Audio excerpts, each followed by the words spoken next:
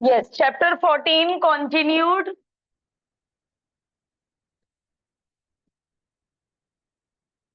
Yesterday we have done 6 examples from exercise 14.2.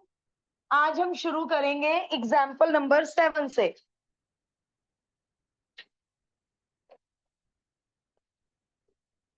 क्या क्या उसको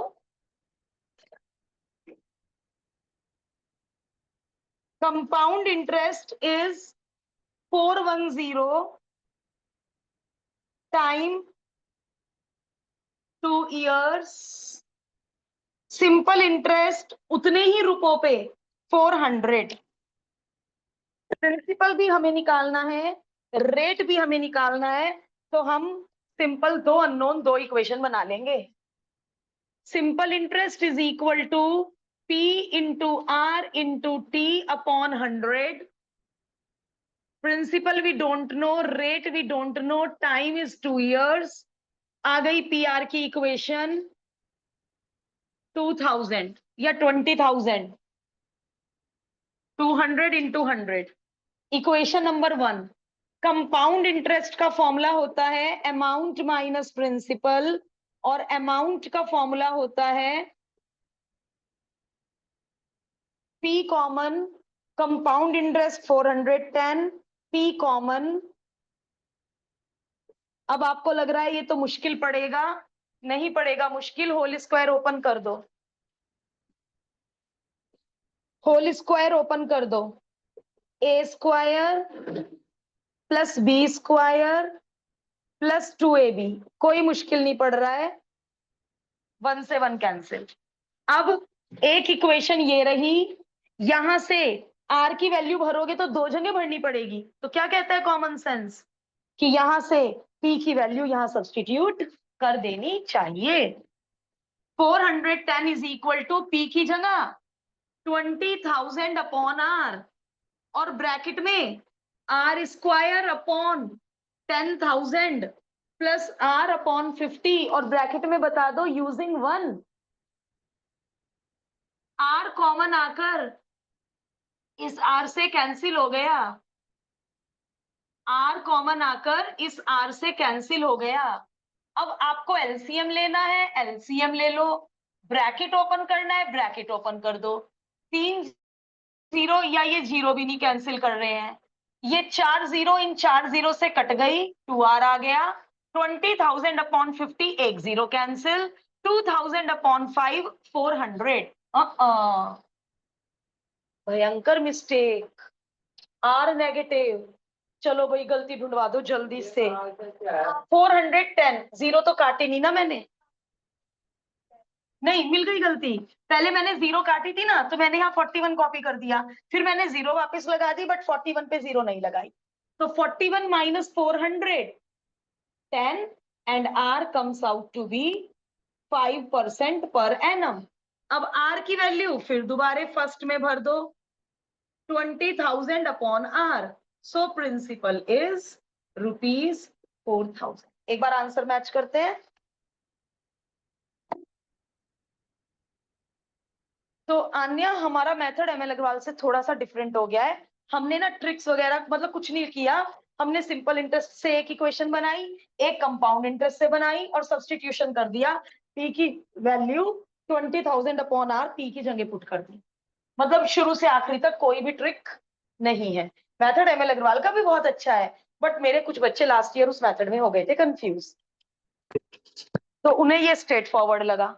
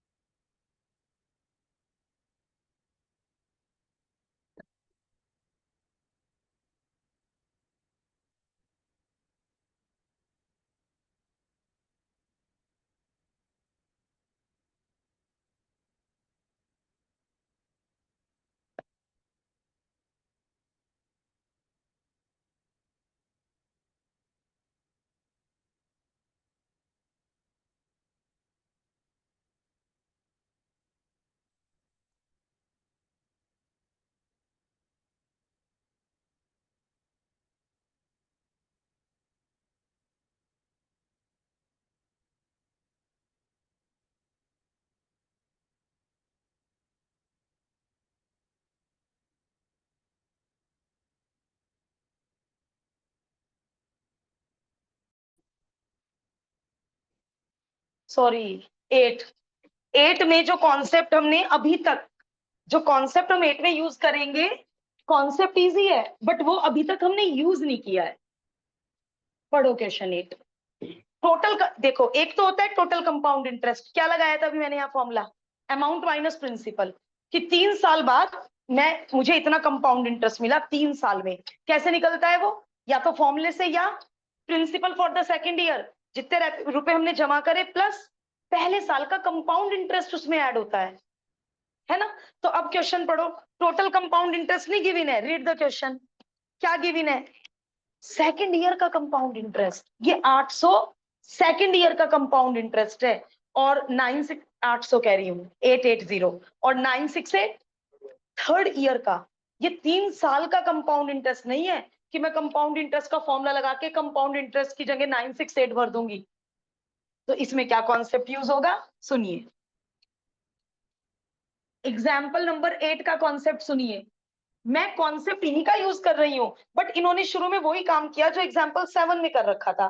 तो जिन्हें ये मेथड इजी लगेगा वो आराम से ये मेथड कीजिएगा। मैं अमाउंट आफ्टर 2 इयर्स, 2 साल के बाद के अमाउंट में से यदि अमाउंट आफ्टर 1 ईयर घटा दूंगी, तो वो जो एक्स्ट्रा मनी होगा, क्या होगा वो, compound interest for second year. Second year, first year का कंपाउंड इंटरेस्ट तो इसमें जुड़ चुका ना।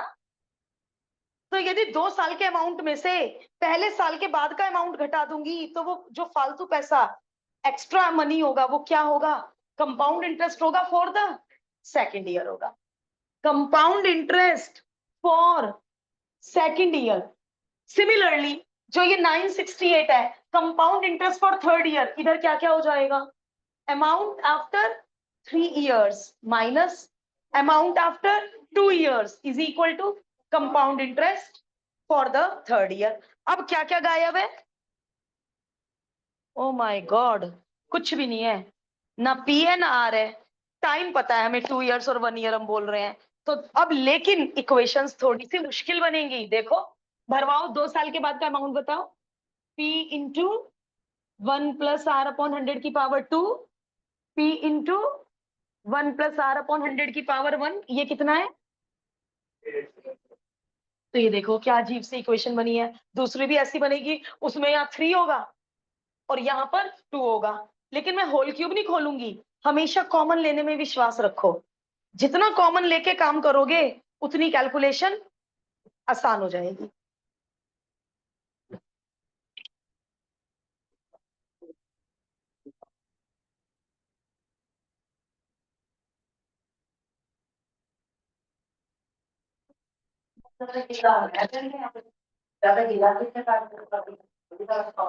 हम्म।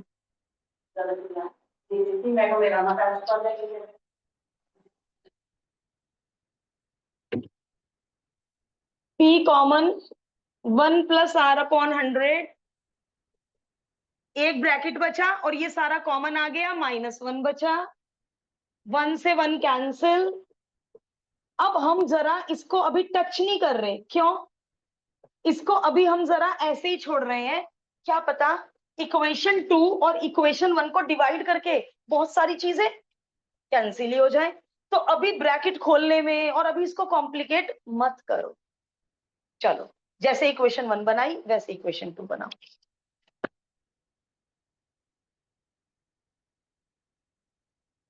1 मिनट का पॉज दे रही हूं, ये 4 स्टेप कॉपी करके मुझसे पहले इक्वेशन 2 बना के रखो।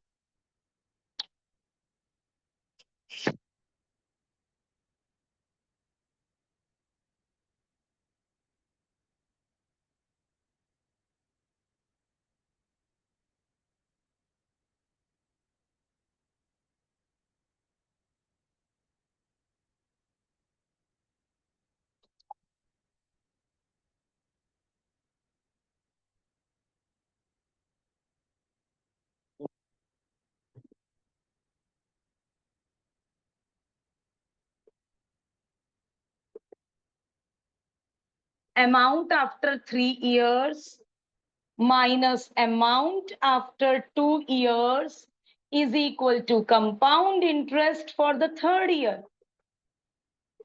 P into 1 plus R upon 100 की power 3, P into 1 plus R upon 100 की पावर 2. डिजिट आप बता देना मुझे. कॉमन, P भी कॉमन, 2 ब्रैकेट कॉमन, इसके पास बचा एक ब्रैकेट और इसके पास बचा 1. बहुत बढ़िया, क्या बात है. अब मुझे क्या कर देना चाहिए, दोनों इक्वेशंस को डिवाइड. चाहे 1/2 कर दो, चाहे 2/1 कर दो, कोई मैटर नहीं है. कितना स्मूथली क्वेश्चन होता जा रहा है. बस ये कॉन्सेप्ट पे स्टार बना लो. फॉर्मूला नोटबुक में लिखना है तो लिख लो, वैसे तो अंडरस्टूड है, लेकिन फॉर्मूला नोटबुक में डालना है तो डाल लो. Divide equation first by second या second by first, doesn't matter.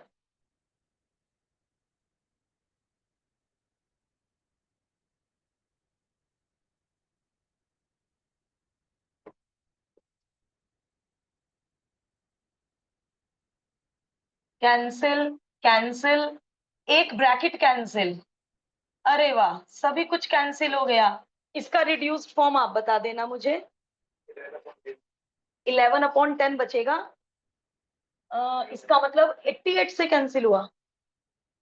सही बचाया होगा आपने, है?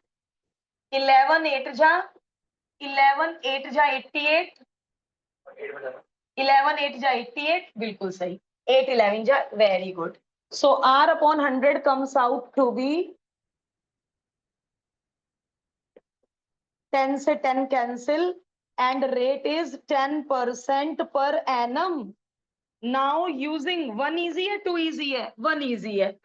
Using 1, P into 1 plus 10 upon 100, 10 upon 100 is equal to 880. लो भैया, इतने आराम से P भी आ गया. तो मेरे हिसाब से और आपके हिसाब से, हम दोनों लोगों के हिसाब से क्वेश्चन बहुत इजी निकला. 11 8 जा 88 and 3 zeros. So the sum, the principal is 8,000. तो थोड़ा सा हम एम एल अग्रवाल के ट्रैक पे हटके 7 और 8, हो सकता है हमारे सॉल्यूशन लेंदी हो, बट मेरा बिलो एवरेज बच्चा भी इन वाले मेथड को गेन कर लेता है, समझ लेता है.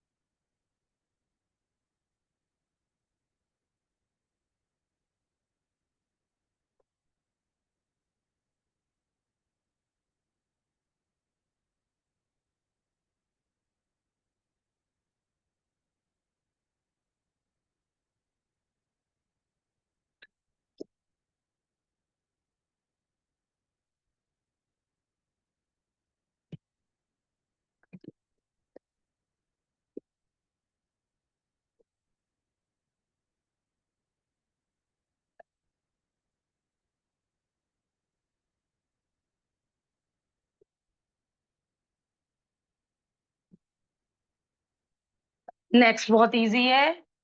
फॉर्मूला लगाओ, आंसर पाओ, इतना इजी है.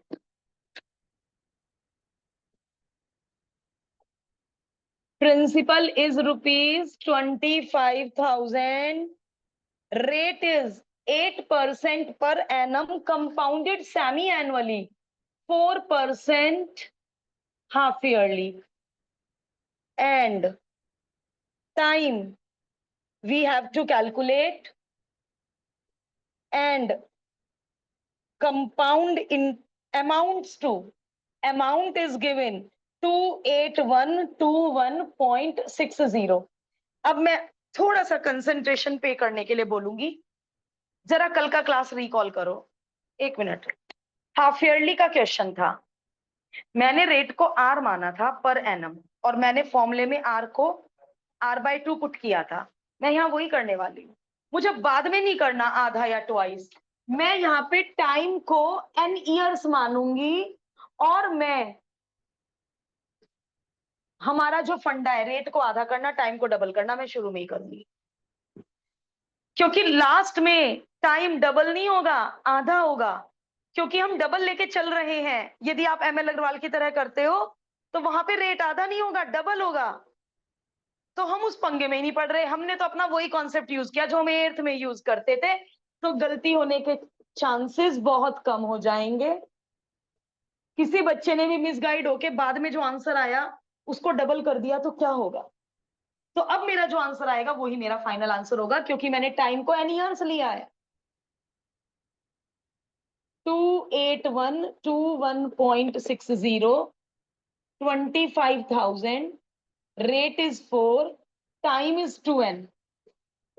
2812.60 ये चला गया डिवीजन में, 4 25 जा 25 + 1 2n, डेसिमल हटा के 2 0। इसको जरा रिड्यूस करके कोई बता पाएगा? 1715।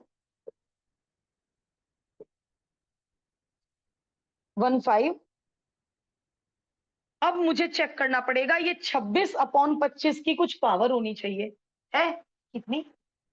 क्यूब। ये 26 चेक कर लिया, ओके। अब हमने जब फैक्टर्स करके देखे तो क्या पाया? ये 26 का क्यूब है और ये 25 का क्यूब है। It means base same, power same. इसका मतलब 1.5 ईयर्स टाइम पीरियड रहा होगा। 3/2 ईयर्स, 1.5 टाइम पीरियड रहा होगा। अच्छा, एक चीज मैं पूछना चाह रही हूँ, हेलो, यदि ये होल क्यूब ना होता तो क्वेश्चन छोड़ के आएंगे क्या? फिर कैसे करेंगे? मान लीजिए ये whole cube, whole square, whole, मान लीजिए उधर 26/25 की पावर ना होती तो छोड़ के आएंगे क्वेश्चन, लॉग से करेंगे। करे तो ऐसे क्वेश्चन लॉग की वर्ड प्रॉब्लम में दोनों तरफ लॉग ले लेंगे, 2n बेचारा नीचे आ जाएगा, इसका लॉग और इसका लॉग डिवाइड होके 2n का आंसर आ जाएगा। छोड़ के कोई आना है? लॉग टेबल तो 11th अप्लाइड को मिलती ही मिलती है, सब स्कूल देते हैं।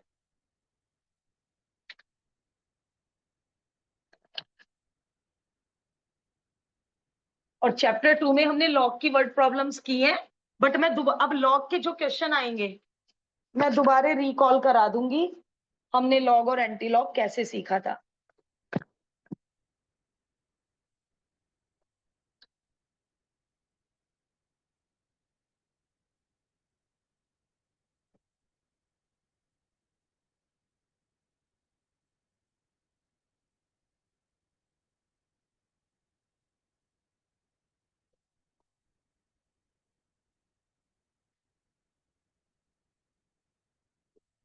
हो हम सब साथ साथ हैं, मेरी स्पीड तेज तो नहीं हो रही है? ऑनलाइन वाले बता दें। Yes ma'am. Simple interest is 450, principal we don't know, time we know, rate we know. क्या बात है, ये तो ज्यादा ही आसान हो गया। Only principal is missing. करो बेटा इधर उधर शिफ्टिंग, 100 को 450 के पास, 2 × 4 को नीचे, ये तो प्रिंसिपल विद इन मिनट्स आ गया। फाइंड कंपाउंड इंटरेस्ट निकालिए 1 साल के लिए बट हाफ ईयरली, 1 साल के लिए बट हाफ ईयरली। तो नाउ प्रिंसिपल तो मैं यही लूंगी, टाइम 1 ईयर की जगह लूंगी 2.5 years, and rate 4% per annum की जगह लूंगी 2% हाफ ईयरली। समझ आ रही है ना बात? जो कंपाउंड इंटरेस्ट निकालना है वो हाफ ईयरली कैलकुलेट करना है, तो सिंपल इंटरेस्ट से जो प्रिंसिपल आया वो मैंने यूज कर लिया, टाइम को डबल और रेट को हाफ। रेट 4% ही था ना। अमाउंट P इंटू 1 + R/100 की power n। Principal 5625, rate 2, time भी 2, 51/50, 51/50 अमाउंट।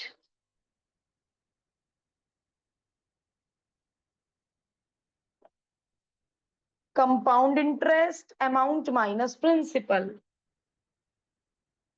ओके, कैलकुलेशन आसान हो जाएगी यदि हम अमाउंट माइनस प्रिंसिपल कर दें, क्योंकि इन्होंने अमाउंट तो मांगा ही नहीं।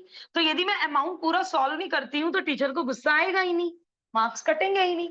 बट हमारा कैलकुलेशन आसान हो जाएगा क्योंकि ये कॉमन आ जाएगा।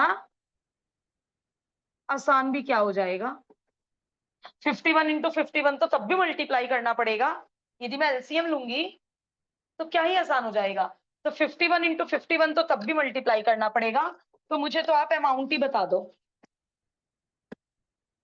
और एक और फायदा है, आगे गलती हो जाए, यदि मैं कंपाउंड इंटरेस्ट शुरू से ही निकालते हुए गलत कर दूंगी तो नंबर नहीं मिलेंगे।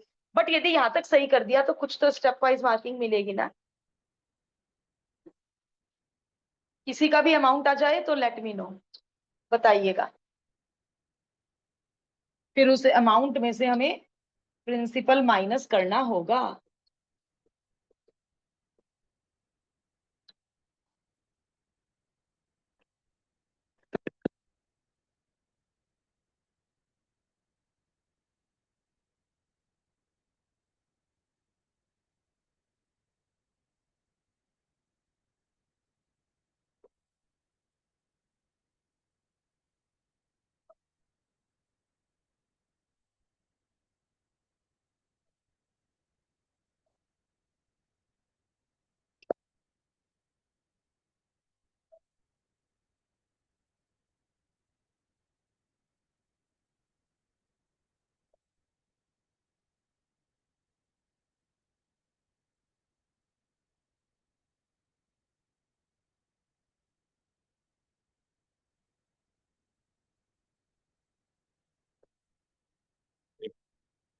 Five eight 525।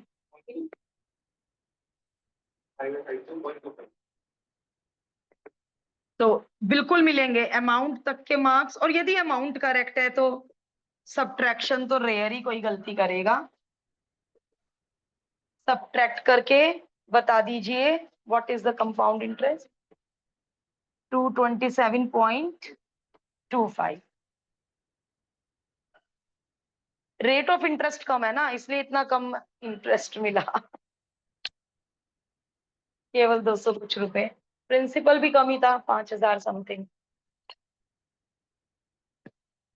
चलिए, लेकिन जो भी है, जब से चैप्टर 14 शुरू हुआ है ये chapter permutation combination probability functions, उन चैप्टर से अच्छा क्यों माना जाएगा। कैलकुलेशन तो है, it's okay, but formula based है। फाइनेंशियल मैथ, फॉर्मूला लगाओ आंसर पाओ। और जो परमुटेशन और प्रोबेबिलिटी टाइप के चैप्टर हैं उनमें लॉजिकल थिंकिंग बहुत चाहिए। यदि बच्चा सोच नहीं पा रहा है, अब जैसे हमने प्रोबेबिलिटी के टेस्ट का वही वाला क्वेश्चन ले लो, number divisible by 5 and greater than 5000, कितना दिमाग लगा था उस क्वेश्चन में। तो वो सब लॉजिकल थिंकिंग के हैं। और फाइनेंशियल मैथ 12th में इतना बड़ा कैलकुलस है, बहुत सारे चैप्टर हैं कैलकुलस के, 15 नंबर। और जरा सा फाइनेंशियल मैथ है, 15 नंबर। कैलकुलस करते करते बच्चे थक जाते हैं और परफेक्ट हो नहीं पाते। और फाइनेंशियल मैथ ऐसी ही है, 12th में फॉर्मूला लगाओ आंसर पाओ। चलिए next 11।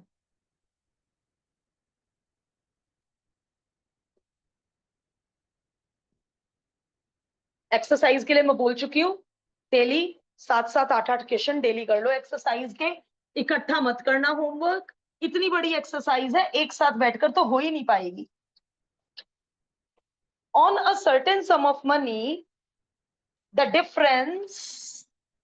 Difference between the compound interest and simple interest, ओहो, कंपाउंड इंटरेस्ट बेटा हाफ ईयरली निकालना है और सिंपल इंटरेस्ट एनुअली निकालना है, तो दोनों अलग अलग कैलकुलेट कर लो। तो simple interest is equal to P into R into T upon 100। And simple interest हमें नहीं पता, प्रिंसिपल हमें नहीं पता, रेट हमें पता है 10, और सिंपल इंटरेस्ट निकालना है ईयरली, 1 साल का। तो ये आ गई इक्वेशन 1, P अपॉन 10। अब मैं कंपाउंड इंटरेस्ट निकाल रही हूं half yearly. Compound interest amount minus principal, amount minus principal, principal common, principal common. अब मैं वैल्यूज भरूंगी, P I don't know, rate मैं 10 नहीं ले सकती, रेट मुझे 5 लेना पड़ेगा क्योंकि कंपाउंड इंटरेस्ट हाफ ईयरली है। टाइम मैं 1 ईयर नहीं ले सकती, टाइम मुझे 2 लेना पड़ेगा, 1 ईयर में 2 हाफ ईयर्स होते हैं। तो ये आपको सावधानी रखनी पड़ेगी कि इस क्वेश्चन में compound interest half yearly calculate करने के लिए कहा है और सिंपल इंटरेस्ट 1 साल के लिए कैलकुलेट करने के लिए कहा है। जरा सी भी चूक ना हो जाए, क्वेश्चन 2 बार पढ़ लिया करो। तो कंपाउंड इंटरेस्ट आएगा 21 अपॉन 20 का square minus 1, that is 400 LCM, 441 minus 400, that is 41 upon 400, equation 2। and now it is given, इनका कुछ डिफरेंस दे रखा है, हो गया क्वेश्चन, आ गया पी। तो ये देखो, ये वाला भी सिंपल निकला। given that, what is given, what is the difference? 180। Compound interest की value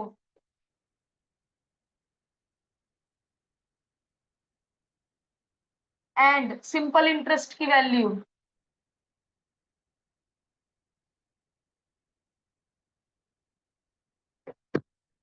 P common, 400 LCM,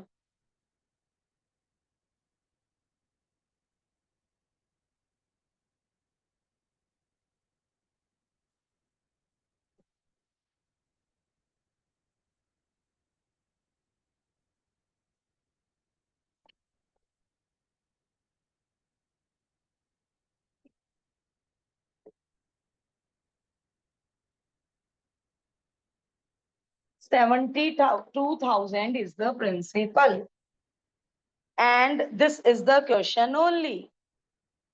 Find the sum lent out. Find the sum lent out. Principally हमें find करना था। अब जो लोग भी आगे के एग्जाम्पल्स मुझसे पहले करेंगे, सॉल्यूशन नहीं दिखना चाहिए।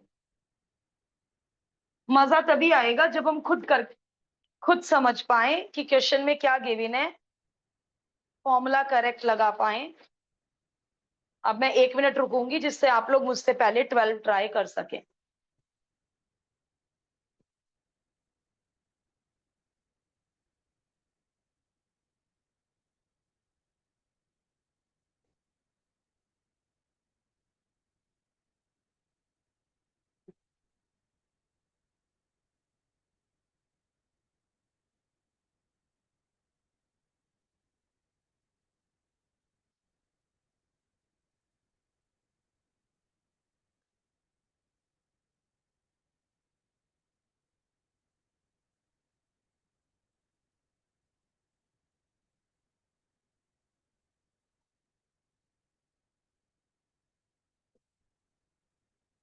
A man borrowed and agrees to pay off by paying 3150 at the end of first year and इतना at the end of second year।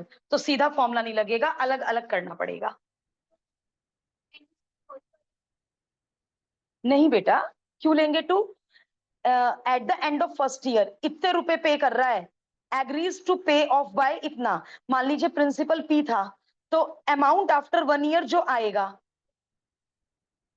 नहीं, मनी रिफंडेड, पे ऑफ बाय पेइंग, मनी पूरा खत्म नहीं हुआ। रुको,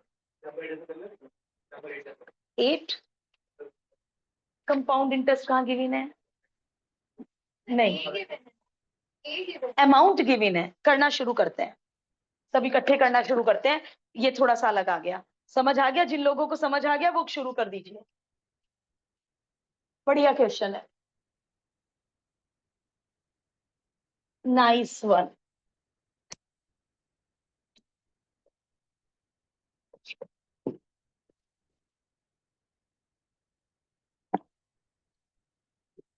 amount after first year will be principal 1 plus rate is 5% per annum, time is 1 year, 520 जा 21 upon 20 p।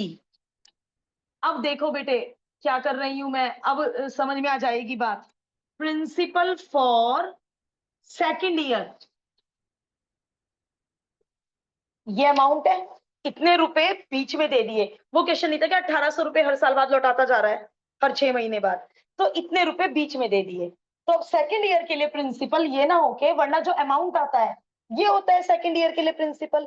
अब सेकेंड ईयर के लिए प्रिंसिपल इतना रुपए बाहर लिख दो, माइनस कितना लौटाया 3150, बीच में पे ऑफ कर दिया। वो ये नहीं कह रहे हैं 3150 अमाउंट है। दोबारा पढ़ते हैं। A man borrowed a sum of money and agrees to pay off by paying इतना at the end of first year and इतना at the end of the second year। तो ये जो सेकंड ईयर के एंड में पे करा ये होगा जो सेकंड ईयर के बाद अमाउंट आएगा, क्योंकि उसके बाद तो क्लियर हो गया ना उनका हिसाब किताब दोनों बंदों का। तो ये हो गया प्रिंसिपल सेकंड ईयर के लिए। अब मैं निकालूंगी अमाउंट आफ्टर 2 years, या eight the end of second year word भी लिख सकते हैं, eight the end of second years. Amount हो जाएगा, प्रिंसिपल की जगह ये भरूंगी मैं, ब्रैकेट पूरा का पूरा P into 1 plus R upon 100। अब जरा मुझे, मैं तो at the end of second 2 years ही लिख रही हूं, पता चला कि यहाँ पे मेरे बच्चे ने यहाँ पे पावर ही गलत कर दी। बताएगा कोई पावर? दुआ आएगी? सारा ही खेल खत्म हो गया। सेकेंड ईयर बेटा, जब हम अलग अलग करते हैं, अलग अलग, हमने प्रिंसिपल यहाँ वो वाला प्रिंसिपल नहीं लिया ओरिजिनल, यहाँ 1 साल के बाद जो अमाउंट है वो प्रिंसिपल ले रही हूँ, तो हर साल का अलग अलग कैलकुलेशन कर रही हूँ।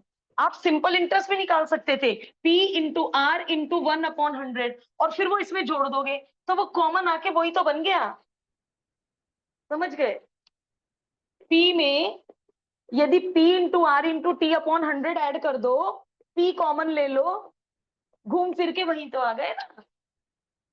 तो जो हम सिंपल इंटरेस्ट ऐड कर रहे थे बार बार एक्सरसाइज 1 में, आज हमने P कॉमन लेके लिख लिया, principal into 1 plus R upon 100 की पावर 1। सेकंड वर्ड देख लेना, सेकंड, शुरू से नहीं निकाल रही अमाउंट, 1 साल के अमाउंट का हिसाब किताब हो चुका, ये रहा, और ये दे रखा है दूसरे साल के बाद कितना लौटाया 4 तो वो यही तो होना चाहिए।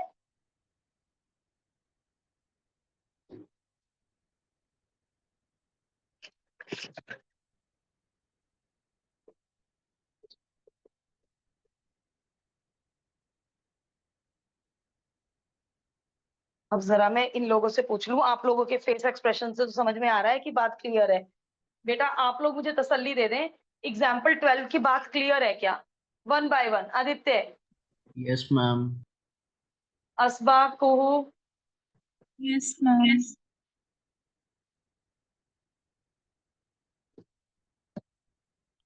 ये बीच में दिए उसने 3150 और लास्ट में इतने दिए, और ये अमाउंट है जो लास्ट में बना 2 साल खत्म होने पे। तो इन दोनों को इक्वल होना पड़ेगा, क्योंकि एक लाइन और दे देते कि उनका हिसाब किताब सेटल हो गया।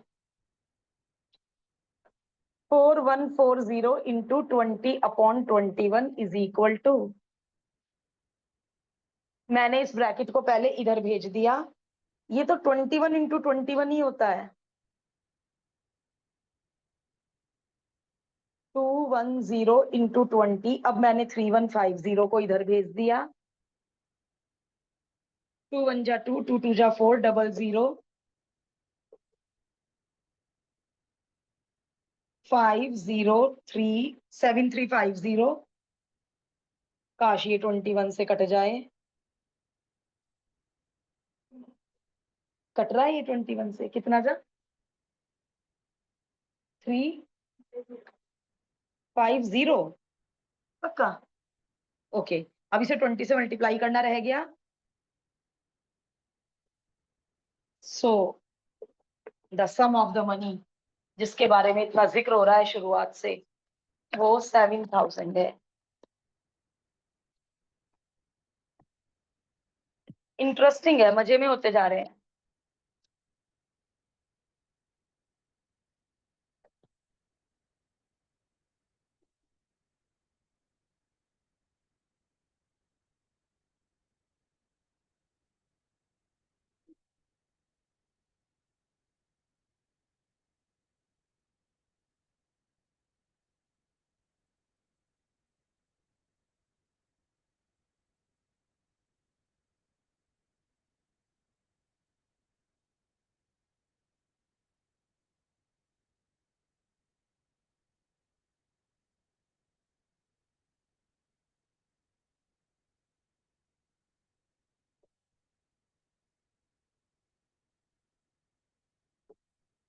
Proceed to the next one.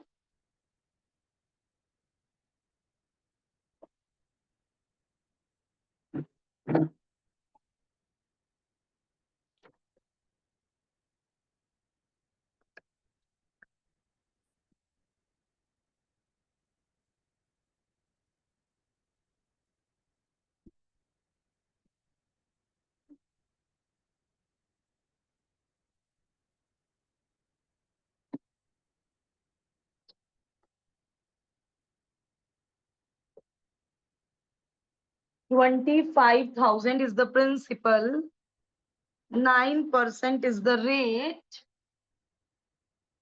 amount we have to calculate, time is 7 years.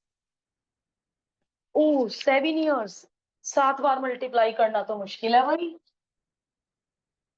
7 बार कौन मल्टीप्लाई करता है 25,000, और वो भी 9/100 को। भैया किसकी मदद लेनी पड़ेगी? ये बन गया चैप्टर 2 की वर्ड प्रॉब्लम। ऐसी वर्ड प्रॉब्लम हमने कर ली चैप्टर 2 में, सॉल्व भी की थी, अनसॉल्व भी की थी। 1.09 कोई नहीं 7 बार मल्टीप्लाई कर सकता, नहीं है इतना टाइम। बुला लो लॉग को मदद के लिए। Taking log both the sides. पहली property log m n, log m plus log n. दूसरी प्रॉपर्टी यहां लिख लेते हैं, पहली लगाई log m n, log m plus log n. दूसरी प्रॉपर्टी, यदि m की पावर n हो तो n नीचे उतरकर बैठ जाता है, ये पावर 7 नीचे उतर के बराबर में बैठ जाएगी। अब मैं तो स्टैंडर्ड बनवाती हूं, मैं इसको लिखवाऊंगी 2.5, 1 2 3 4, 4 कदम पीछे, 7 नीचे उतर के बैठ गया, और ये तो पहले से ही स्टैंडर्ड है। असबा आपका लॉग कैसा है बेटा? मैंने दोनों को स्टैंडर्ड बनाया बेटे। Yes ma'am. आता है लॉग देखना बेटा? मैम थोड़ा थोड़ा आता है, इतना ज्यादा क्लियर नहीं है। तो आप मुझे ध्यान से सुनो, यस मैम। मैं ये लोग फास्ट कर लेंगे, मैं आपको बेसिक बता रही हूँ, बाकी लोग स्पीडली कर लेंगे। सुनो, सबसे पहले जिसका लॉग देखते हैं उसे स्टैंडर्ड बनाते हैं बेटा। स्टैंडर्ड किस नंबर को कहते हैं? Scientific notation, standard notation 7th 8th में पढ़ी थी, जब डेसिमल एक डिजिट के बाद हो। Yes ma'am. तो क्या मैं 25,000 को ऐसे लिख सकती हूँ 2.5 इंटू 10 की पावर 4, यस मैम। और इसमें अपने माइंड में कह दो इंटू 10 की पावर 0, क्योंकि ये तो पहले से ही स्टैंडर्ड है। अब ये जो 10 की पावर होती है इसको बोलते हैं कैरेक्टरिस्टिक, मतलब इसके जो लॉग का आंसर आएगा वो 4 डेसिमल से शुरू होगा, और इसका जो लॉग का आंसर आएगा बेटे वो 0 डेसिमल से शुरू होगा। जो 10 की पावर में होता है उसे करेक्टरिस्टिक बोलते हैं, और वो शुरू में आके डेसिमल लग जाता है। और अब हम लिखेंगे मैंटिसा। अब मैंटिसा कैसे देखेंगे? अब जब हम टेबल देखेंगे तो हम डेसिमल को इग्नोर कर देंगे। 25 के आगे 0 है तो मैं 25 का 0 में देखूंगी, और इसमें बेटा 10 का 9 में देखूंगी। Yes ma'am. हाँ, ignore the decimal. Decimal ignore कर दो 25 का 0 में, और यदि एक और डिजिट होती तो उसका मीन डिफरेंस ऐड होता है। Okay ma'am. अब आप है ना ऑफलाइन होते तो मैं चेहरा पढ़ के समझ जाती कि कितना समझ आ रहा है। अब आप इनिशिएटिव लो मुझसे दोबारे पूछने का, मैं दोबारे भी बताऊंगी। ओके, आन्या एंड गैल्विन 25 का 0 में बता दो। 7। और 10 का 9 में 7 4। ओके, अब इनका मल्टीप्लाई 2 6 1 8, इनका ऐड 4.6597 का एंटीलॉग। लॉग इधर जाकर एंटीलॉग बन जाता है। असमा एक बार एंटीलॉग भी सुन लो, फिर मैं पॉज दे दूंगी, कॉपी कर लेना बेटा। Okay ma'am. एंटीलॉग में डेसिमल इग्नोर नहीं होगा, एंटीलॉग डेसिमल से देखना शुरू होगा। 0.65 का 9 में देख के 7 का मीन डिफरेंस, और ये 4 से 4 में लगेगा n+1 रूल। अभी बता रही हूं n+1 रूल। लॉग देखते हुए इग्नोर द डेसिमल, 25 का 0 में 10 का 9 में। एंटीलॉग देखते हुए डेसिमल से देखना शुरू होगा, डेसिमल इग्नोर नहीं होगा। 0.65 का 9 में देख के, चलो आप ही बोलो असवा, एंटीलॉग की टेबल खोलो और मुझे 0.65 का 9 में देख के डिजिट बोलो।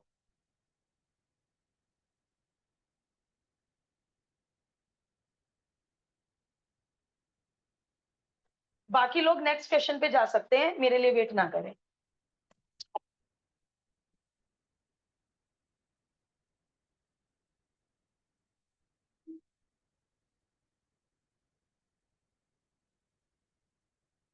असवा बेटे सबसे पीछे एंटीलॉग की टेबल है।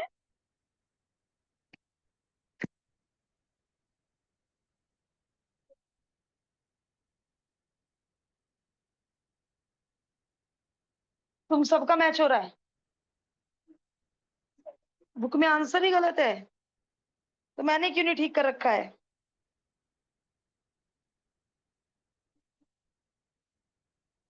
तुम बोलो तुल्य अपनी वाली डिजिट। 0.65 का 9 में देख के 7 का मीन डिफरेंस ऐड करके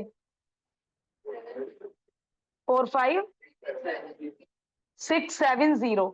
n+1 रूल होता है, 4 में एक ऐड कर दो 5 डिजिट के।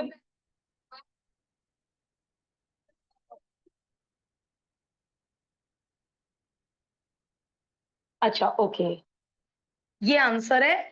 5 डिजिट के बाद डेसिमल आएगा तो एक 0 मुझे लगानी पड़ेगी। और बुक में क्या है? और एक बात और, हमारा और बुक का यहां तक मैच हो रहा है, तो उन्होंने एंटीलॉग टेबल गलत देख ली, क्योंकि इतने सारे लोग थोड़ा ना गलत देखेंगे, सबने अलग अलग नोटिस किए ना, तो बस फिर इन्होंने एंटीलॉग टेबल गलत देख ली। n+1 रूल होता है 4 में 1 ऐड और 5 डिजिट के बाद डेसिमल। This was example 13।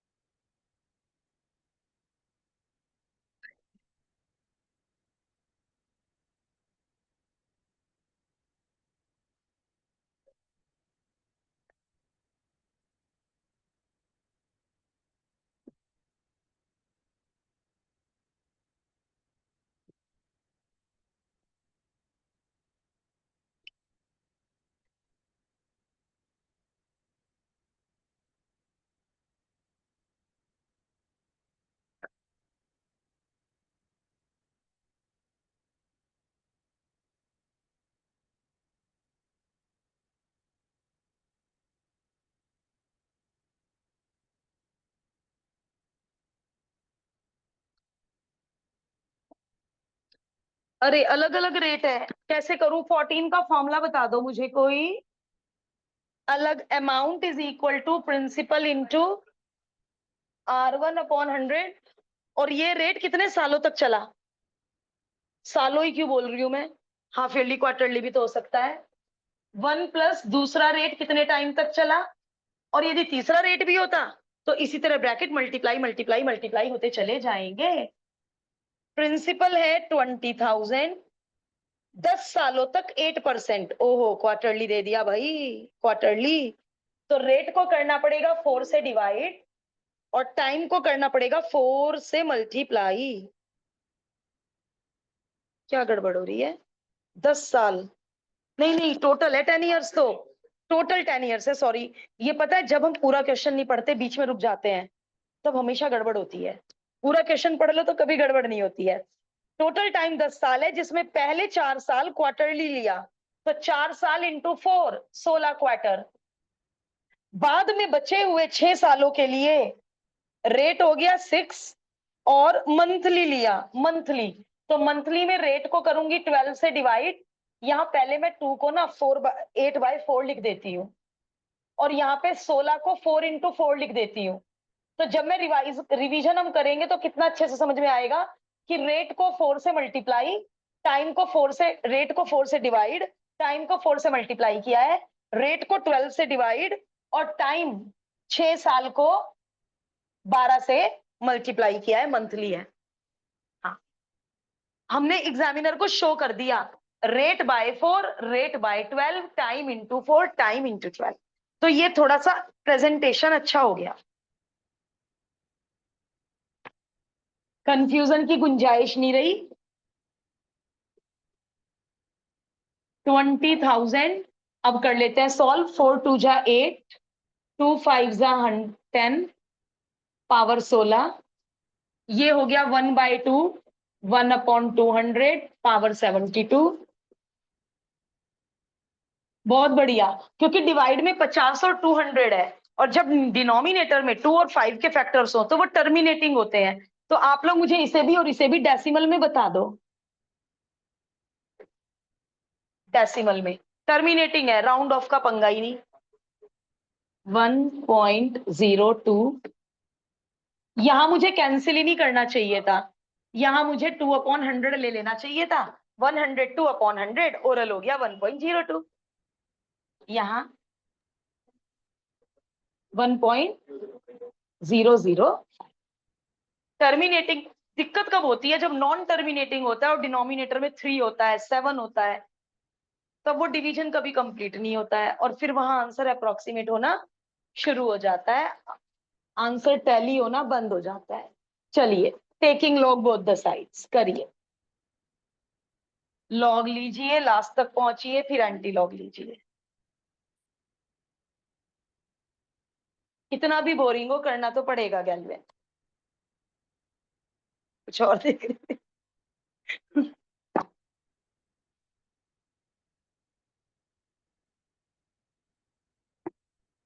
अभी हमारे एक्सरसाइज 1 के भी डाउट्स रह रहे हैं, बट कोई बात नहीं।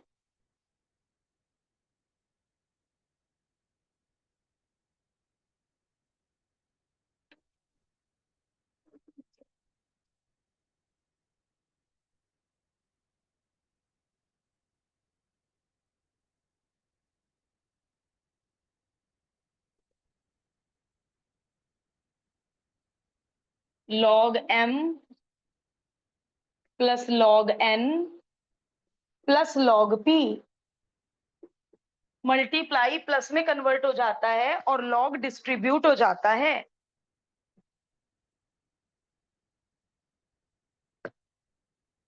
मल्टीप्लाई प्लस में कन्वर्ट हो जाता है, और log डिस्ट्रीब्यूट हो जाता है। स्टैंडर्ड 1 2 3 4, 16 नीचे उतर जाएगा, ये पहले से ही स्टैंडर्ड है। 72 नीचे उतर के बैठ जाएगा, ये पहले से ही स्टैंडर्ड है। 10 की पावर 4 है, तो इसलिए आंसर 4 डेसिमल से शुरू होगा। 20 का 0 में रजत बताएगा।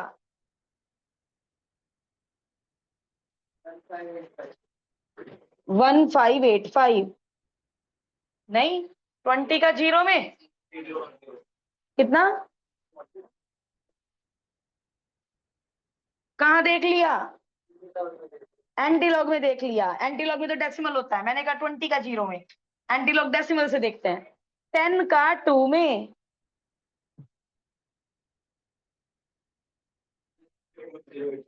0.086 0086।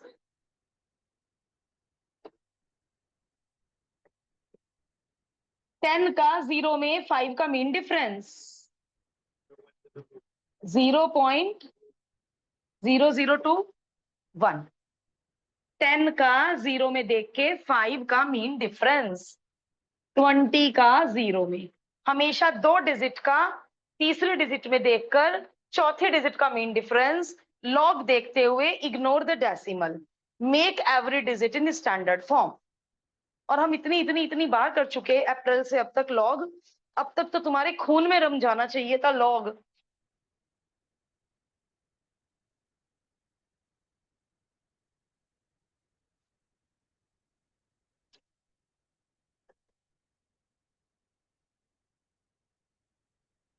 दी एंड तक कर लिया।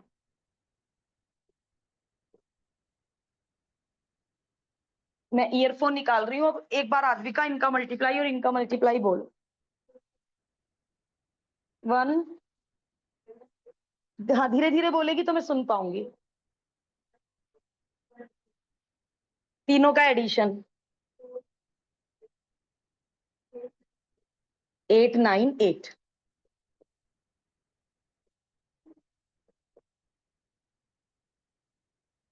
एंटीलॉग कुहू आपने भी अभी अभी सीखा है लॉग और एंटीलॉग अभी रिसेंटली। 0.58 का 9 में देख के 8 का मीन डिफरेंस। एंटीलॉग याद है कुहू आपको? Yes ma'am. ओके।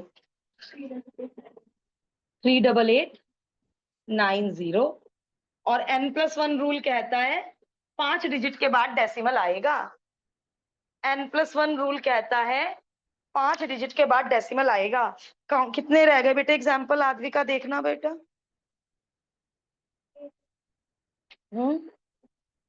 8 एग्जाम्पल्स बचे हैं 22 तक। ओके। आज हमने कितने किए होंगे? लगभग 7 to 14। 8 किए आज। काश कल भी ये बचे हुए 8 हो जाएं और फिर संडे को डाउट्स हो जाएंगे 1 के भी और 2 के भी। संडे को क्लास है, छोटी दिवाली को क्लास है। कल करेंगे रिमेनिंग